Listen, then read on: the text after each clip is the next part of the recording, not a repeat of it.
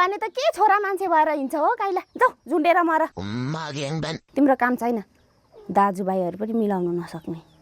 त्यति साह्रो पनि नभन भाउजू दाजुभाइ छरछिमेक भनेर मरिमेटेको नत्र मलाई के को मतलब हौ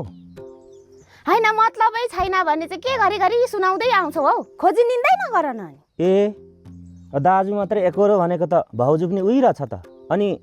भोलि पर्सि ठुलो घटना नघटोस् भनेर पो सम्झाउनु आएको त नत्र मलाई पनि के को मतलब हौ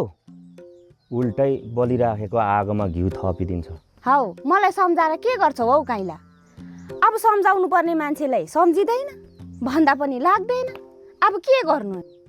होइन घरको जेबाम अब बुढाबुढी हो बुढाले भनेको बुढीले सुन्नुपर्छ बुढीले भनेको बुढाले सुन्छ होला नि त अनि दाजुले सुन्छ होला राम्रो मुखले यसो होइन है बाबै भन्नु भनेर मात्रै भन्नु आएको नि अनि भाउजू नै उफ्री जान्छौ सुर्किनु थाल्छौ अनि के गर्नु अनि रिस उठ्दैन त काइला भनेको पनि सुन्दैन ऊ घरमा हेरो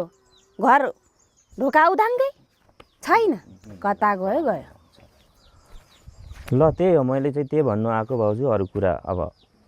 मैले कुरा लाएको जस्तो होइन दाजुभाइमा नराम्रो नहोस् भनेर सुनाउनु मात्रै आएको